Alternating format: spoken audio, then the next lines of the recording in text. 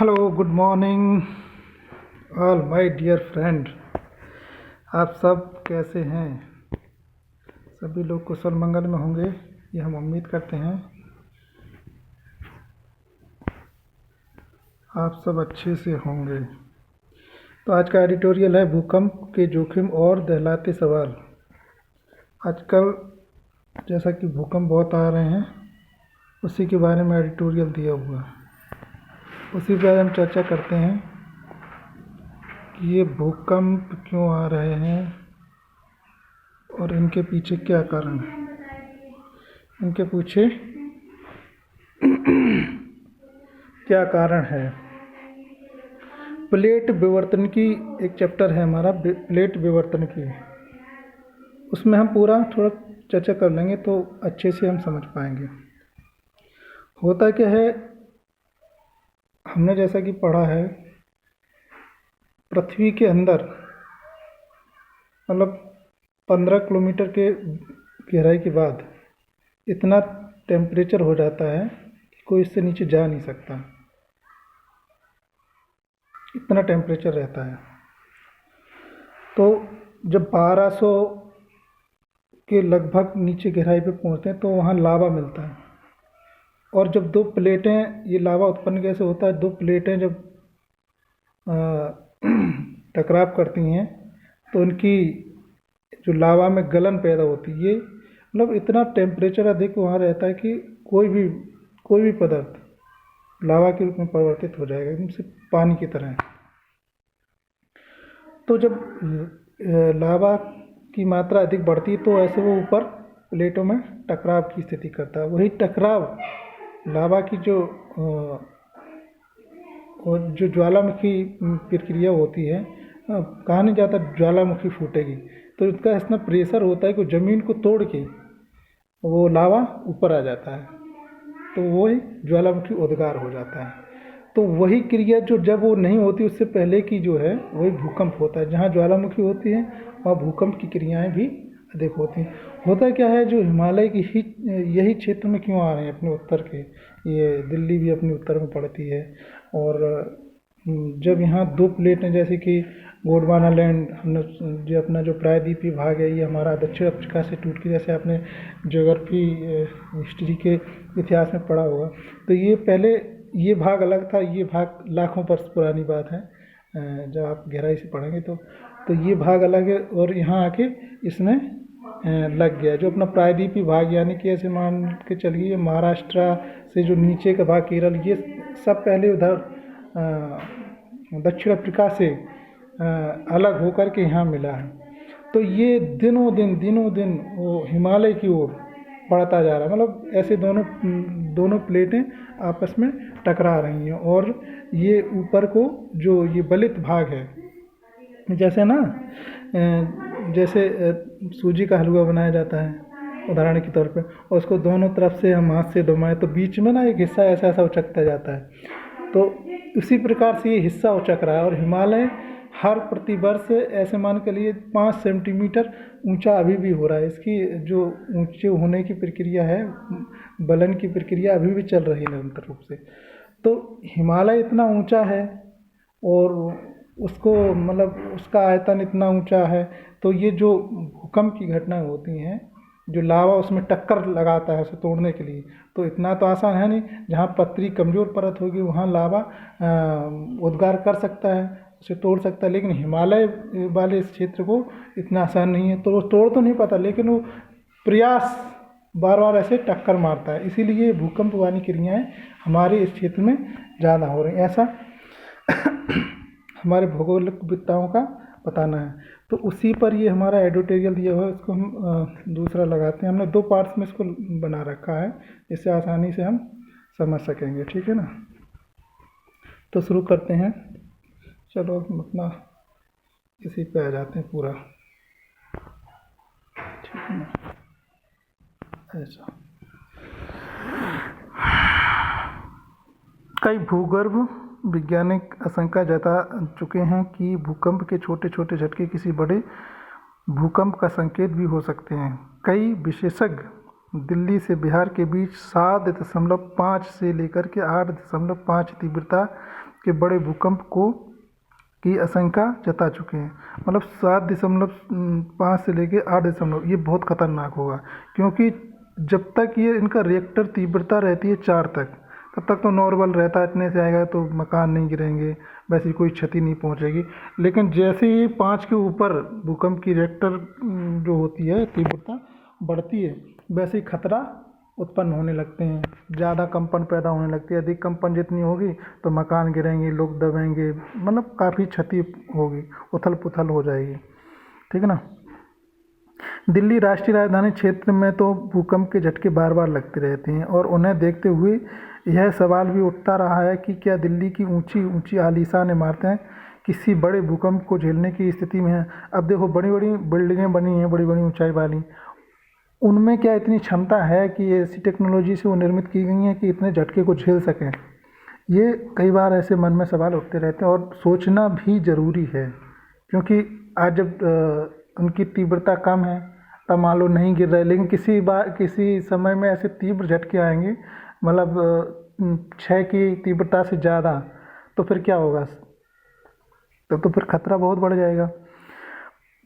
पश्चिमी अफगानिस्तान में 8 अक्टूबर को आए भूकंप के शक्तिशाली झटकों में 2500 से ज़्यादा लोग मौत के मुंह में समा गए और कई हजार घायल हो गए। इससे 5 दिन पहले दिल्ली एनसीआर सहित उत्तराखंड, उत्तर प्रदेश, हरियाणा, राजस्थान, मध्य प्रदेश, ये जो उत्तरी भारत के जो भी स्टेट हैं, इनमें जो है भूकंप के ये झटके महसूस हैं। अभी कई मतलब अब बहुत जल्दी जल्दी ये भूकंप आ रहा है, क्योंकि वो टेक्टोनिक की जो प्रक्रिया हो रही है वो होते प्रयास होता है बाहर निकलने का अलावा, लेकिन वो निकल पा नहीं रहा है, तो उसी के झटके लगते हैं बार बार, वही भूकंप है।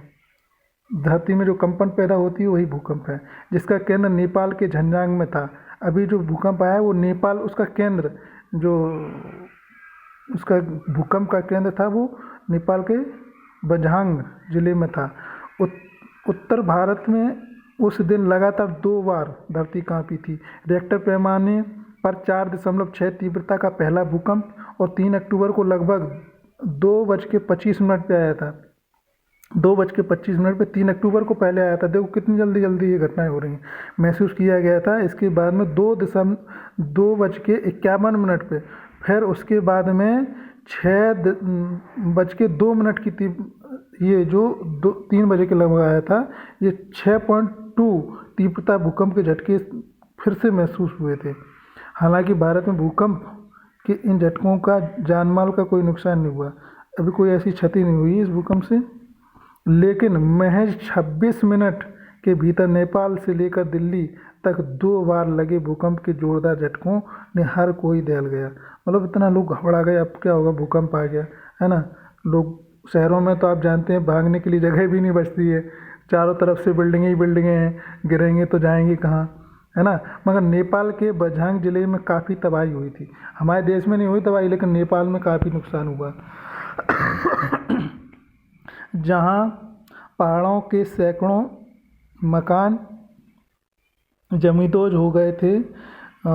भूकंप के निरंतर लग रहे झटकों से यह सवाल लोगों को परेशान कर रहा है, कहीं अफगानिस्तान ने नेपाल और दिल्ली तक भूकंप के झटके किसी बड़ी तबाही का संकेत तो नहीं है। हाँ बिल्कुल ये हो सकता है। इसी साल तुर्की में भी 7.8 तीव्रता का बेहद शक्तिशाली और विनाशकारी भूकंप आया था। अभी तुर्की में आया था, बहुत जान माल की हानि थी, जिसमें हज़ारों लोगों की जान चली गई थी। उस भूकंप ने तुर्की की ज़मीन को भी लगभग 3 मीटर धंसका दिया। मतलब एक तो भौगोलिक क्रियाएं होती हैं, भूकंप आता है तो धरती धंस जाती है, धरती फट जाती है, इतना कंपन होता है कि मतलब मकान गिर जाते हैं, बड़ी बड़ी आलीशान मकान गिर जाते हैं, है ना। शहर के शहर तबाह हो जाते हैं भूकंप से। उस भूकंप ने तुर्की की ज़मीन को भी लगभग 3 मीटर खिसका दिया। आप समझ लो ज़मीन नीचे खिसक गई। जहाँ तक भारत में भूकंप के खतरों की बात है, नेशनल सेंटर ऑफ सिस्मोलॉजी, ये एक संस्था है, NCS द्वारा किए गए एक अध्ययन में बताया जा चुका है कि 20 भारतीय शहरों तथा कस्बों में भूकंप का खतरा सर्वाधिक है। 20 शहरों में, जिनमें दिल्ली पहले नंबर पर सहित 9 राज्यों में राजधानियां भी शामिल हैं। 9 राज्य और अलग हैं जिनकी राजधानियां भी उन शहरों में शामिल हैं जो 20 उन पर सर्वाधिक खतरा है। हिमालय पर्वत श्रृंखला क्षेत्र को दुनिया में भूकंप को लेकर सर्वाधिक संवेदनशील क्षेत्र। देखो हिमालय में सीधी सी बात है, वहाँ भौगोलिक क्रियाएं हो रही हैं, प्लेट विवर्तन की घटनाएं हो रही हैं, यानी कि तो वहाँ पे तो झटके लगेंगे। और वहाँ सबसे ज़्यादा रेड जोन मान के चलिए आप भूकंप के लिए। NCS के एक अध्ययन के अनुसार भूकंप के लिहाज से सर्वाधिक संवेदनशील इसी शहर में इसी क्षेत्र में बसे हुए कई भूगर्भ वैज्ञानिक आशंका जता चुके हैं कि इसके भूकंप के छोटे छोटे झटके किसी बड़े भूकंप का संकेत भी हो सकते हैं। कई विशेषज्ञ दिल्ली से बिहार के बीच 7.5 से लेकर 8.5 तीव्रता के बड़े भूकंप की आशंका भी जता चुके हैं। दिल्ली राष्ट्रीय राजधानी क्षेत्र से तो भूकंप के झटके बार बार लगते रहते हैं और इन्हें देखते हुए सवाल भी उठ रहा है कि क्या दिल्ली की ऊंची ऊंची आलीशान इमारतें किसी बड़े भूकंप को झेलने की स्थिति में हैं।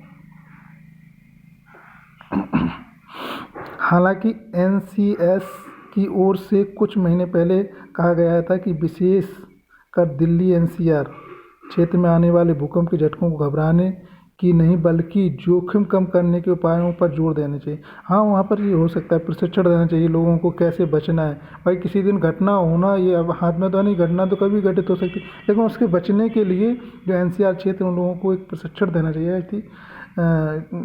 कि वो लोग ऐसी घटनाओं से कैसे बचेंगे, उनके प्रभाव कम जो जान मान की हानि होती है उसको कम करने के लिए कैसे प्रयास किया जा सकता है। ये सब प्रयास किए जा सकते हैं। मगर साथ ही यह भी कहा गया कि ऐसी कोई तकनीक नहीं है जिससे भूकंप आने के समय स्थिति और तीव्रता की सटीक हाँ ये तो है, ऐसी कोई तकनीक हम लोगों अभी तक डेवलप नहीं कर पाई है वैज्ञानिकों ने जिससे कि पता लगाया जाए, सटीक जानकारी की जा सके कि कब और कितने समय आएगा भूकंप। इसका कोई पता नहीं, कभी भी भूकंप आ सकता है।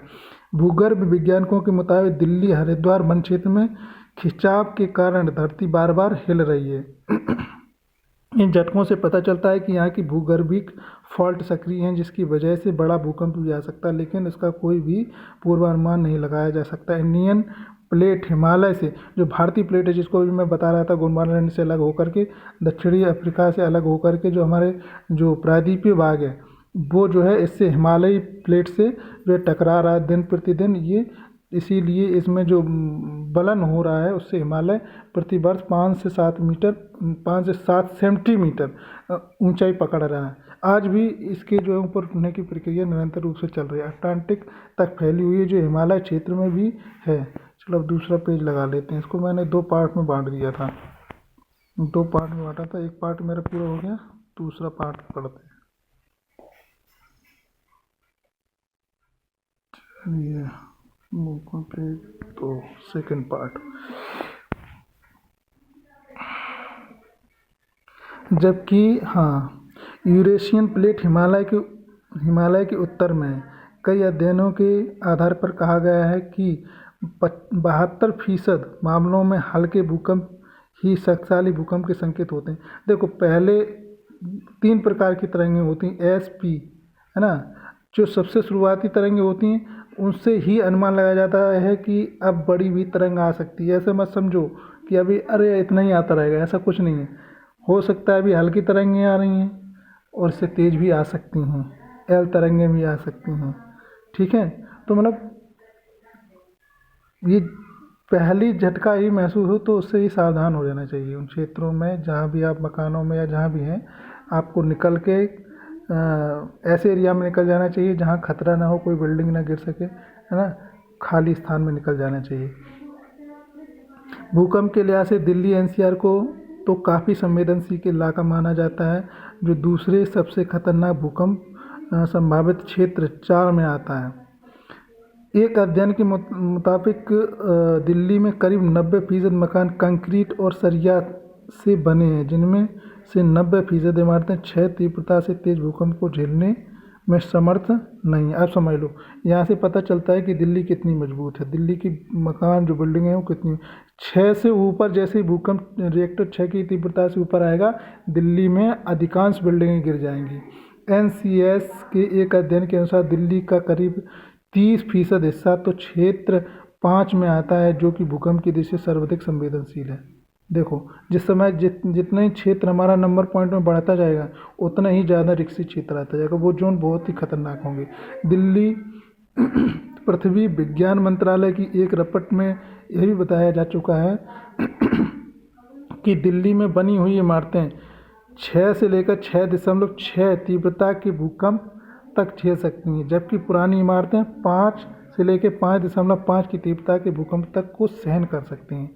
ठीक है ना। अब सबसे ज़्यादा भूकंप आता है जापान में। जापान में इतना भूकंप आता है कि वहाँ चाय डाल लो, चीनी डाल के रख दो, अपने आप ऐसे हिलता रहता है अपने आप, चाय और चीनी घुल जाएगी, चाय बन के तैयार हो जाएगी, है ना। लेकिन आप आज भी ये देखिए, जापान टेक्नोलॉजी और हर क्षेत्र में कितना विकसित है, क्योंकि वहाँ के लोग इतने कर्मठ और योग्य हैं। उन्होंने हर एक व्यक्ति को एक संसाधन के रूप में तैयार किया है। भूकंप के पास, वो जापान के पास कोई संसाधन नहीं है जितने हमारे जैसे, हमारे देश में कितने संसाधन हैं, खनिज संसाधन, बहुत सारी चीज़ें हैं, लेकिन भूकंप के पास, वो जापान के पास भूकंप के अलावा और कुछ नहीं है। तो मतलब समस्याएं हैं, फिर भी वो इतने कर्मठशील और इतने मतलब विकासशील, और एक तरह से उन कार्यशैली उनकी जो है, कुशलता, मतलब कुछ बनाने की, एक विनिर्माण करने की उनके अंदर कौशल है, जो फिर भी आगे बढ़ रहा है देश, है ना। विशेषज्ञ का आ जाइए, हम विषय पे आ जाते हैं। विशेषज्ञ बड़ा भूकंप आने पर दिल्ली में जान माल का ज़्यादा नुकसान होने का अनुमान इसलिए भी लगा रहे हैं क्योंकि दिल्ली की आबादी करीब 1.9 करोड़ है, मतलब 2 करोड़ के लगभग है। 10 लाख, मतलब 2 करोड़ ही मान के चलिए। प्रति वर्ग किलोमीटर करीब 10,000 लोग रहते हैं। 1 किलोमीटर में 10,000 लोग रहते हैं। आप समझिए कितना जनघनत्व है वहाँ पे, मतलब बहुत कम जगह में बहुत ज़्यादा लोग, ये जनघनत्व होता है। किसी भी बड़े भूकंप का असर 300 से 400 किलोमीटर तक दिखता है। 300 से 400 किलोमीटर दिखता है। अब समझिए, वर्ष 2001 में भुज में आए भूकंप के कारण वहाँ करीब 300 किलोमीटर दूर अहमदाबाद में भी काफ़ी तबाही हुई थी। इंडियन इंस्टीट्यूट ऑफ साइंस के वैज्ञानिक भी दिल्ली, कानपुर, लखनऊ और उत्तरकाशी के इलाकों में बड़े भूकंप की चेतावनी दे चुके हैं। उनके मुताबिक लगभग पूरा उत्तर भारत भूकंप की चपेट में आ सकता है। Bureau of Indian standard BIS द्वारा भूकंप के लिहाज से संवेदनशील क्षेत्र के जोन 2 में से लेकर जोन 5 में रखा गया। माइक्रो सेस्मिक जोन मैपिंग के अनुसार भूकंप के मापने के लिए भारत के जोन 5 से लेकर जोन 2 तक कुल 4 जोनों में बांटा गया है पूरे भारत को। इनमें से जोन 5 सर्वाधिक संवेदनशील है, जो कि दिल्ली के भी कुछ भाग उसमें आते हैं, सबसे ज़्यादा संवेदनशील। जोन 2 को सबसे कम संवेदनशील में रखा गया। जोन 5 ऐसा क्षेत्र होता है जहां भूकंप के आने की संख्या सर्वाधिक रहती है, जबकि जोन 2 में भूकंप के आने की संख्या सबसे कम होती है। दिल्ली और उसके आसपास के इलाकों को इस दृष्टि से जोन 4 में रखा गया है, जहां रिएक्टर 4 के पैमाने पर 7.9 तीव्रता तक के भूकंप आ सकते हैं। मतलब 4 जो जोन 4 है उसमें 7 से लेकर 9, ये मान लो, ये भी बहुत खतरनाक होता है, बहुत खतरनाक होता है। इस क्षेत्र में हिला के रख देगा इस क्षेत्र को। दिल्ली, NCR, हरियाणा, पंजाब, जम्मू कश्मीर, हिमाचल, उत्तर प्रदेश, बिहार, सिक्किम और पश्चिम बंगाल का कुछ क्षेत्र आता है। तो इसलिए मैं कहता हूँ अच्छे काम करते रहो। भूकंप निपटा देगा, इतना तीव्र आ सकता है। ये जो इसमें दिया गया है, वैज्ञानिकों ने दिया है। जोन 5 में गुजरात का भुज, जोन 5 में गुजरात का भुज आता है, और दिल्ली का भी कुछ क्षेत्र आता है। जम्मू कश्मीर का कुछ क्षेत्र, अंडमान निकोबार का कुछ, और उत्तराखंड के समस्त पूर्वोत्तर भारत आता है। जोन 3 में उत्तर प्रदेश, बिहार और यहाँ कम खतरा है, तथा मध्य प्रदेश के कुछ इलाकों के अलावा पश्चिमी बंगाल, राजस्थान, महाराष्ट्र, गुजरात, तमिलनाडु तथा केरल के कुछ हिस्से आते हैं। रिएक्टर पैमाने पर जितनी ज़्यादा तीव्रता का भूकंप आता है उतना ही ज़्यादा कंपन होता है। जहाँ ज़्यादा रिएक्टर, मतलब ज़्यादा भूकंप आएगा, उसका रिएक्टर पैमाना भी ज़्यादा होगा। ठीक है ना। 2 से लेकर 2.9 तीव्रता का भूकंप आने पर हल्का भूकंप होता है, जबकि 3 से लेकर के 3.9 तीव्रता का भूकंप, ये नॉर्मल होता है, ये नॉर्मल माना जाएगा। मानो कोई भारी ट्रक नज़दीक से गुजरा हो, ये जो 4 तक है ना, ऐसा लगेगा जैसे कोई गिट्टी से लदा हुआ ट्रक जब निकलता है बगल से तो थोड़ा ऐसा ऐसा लगता है ना, सड़क पे भी दब जाती है उसके वेट की वजह से, ऐसा मान लो। और जो 4 या 5 से ऊपर की तीव्रता वाले भूकंप हैं वो बहुत रिस्की होते हैं, वो तो हिला के रख देते हैं, बिल्डिंग ध्वस्त हो जाएगी, ये मान लो धरती भी दब बैठ जाएगी नीचे। 4 से लेकर 4.9 की तीव्रता वाले भूकंप की खिड़कियों के शीशे टूट जाते हैं और दीवारों में टंगे फ्रेम गिर सकते हैं। ये जो 4 से 5 तक की ये स्थिति आती है कि फ्रेम शीशे टूट जाएंगे और भूकंप से जो फ्रेम जो जैसे फोटो वोटो टंगे रहते हैं घरों में, वो दीवार से नीचे गिर जाएंगे। ठीक है, ये 4 से लेकर 5 के भूकंप की स्थिति होती है। भूकंपों को हल्का माने और वर्ष भर में करीब 6000 ऐसे भूकंप आते हैं। वर्ष में 6000 भूकंप ऐसे झटके आते हैं जिनको हम महसूस भी नहीं कर पाते हैं। ये बराबर ये निरंतर चलने वाली प्रक्रिया है। ये प्लेट टेक्टोनिक की है ना, इसको पढ़ेंगे तो समझ में आएगा। ये जैसे ऐसे ऐसे प्रयास करता रहता है निरंतर पृथ्वी को तोड़ने का। जब कोई भाग पृथ्वी की परत हल्की होती है तो इसको टूट के ज्वालामुखी का उद्गार हो जाता है, और अगर ये भाग जो हिमालयी भाग है इसकी परत बहुत मोटी है, तोड़ने का प्रयास तो करते हैं प्लेट टेक्टोनिक की जो लावा है, लेकिन उसको तोड़ नहीं पाते हैं। तो ये भूकंप के रूप में निरंतर आते रहते, तो वर्ष में करीब 6000 ऐसे भूकंप आते रहते हैं। और 5 से लेकर 5.9 तीव्रता के भूकंप में भारी फर्नीचर भी हिल सकता है। 6 तक भारी फर्नीचर, क्योंकि पूरी पृथ्वी हिल रही है तो फर्नीचर तो हिल ही जाएगा। और 6 से 9 की तीव्रता में इमारतों की नींव दरकने लगती है, मतलब दीवार फट जाएगी, मकान मतलब क्रैक हो जाएगा, है ना। मंजिलों में काफ़ी नुकसान हो सकता है। और 7.9 की तीव्रता में भूकंप आने पर इमारतें गिरने के साथ ज़मीन के अंदर पाइपलाइन भी फट जाती है। और 8 से 9 की भूकंप आने पर इमारतों सहित बड़े बड़े पुल भी गिर जाते हैं, मतलब ओवर ब्रिज जो भी कुछ है सब टूट जाएगा, ये समझ लो। 8 से 9 वाला जो भूकंप आता है 9 की तीव्रता में जब आएगा रिएक्टर में, तो ये मान लो तहस नहस हो जाएगा, तहस नहस हो जाएगा, जैसा वहाँ आया था भुज में।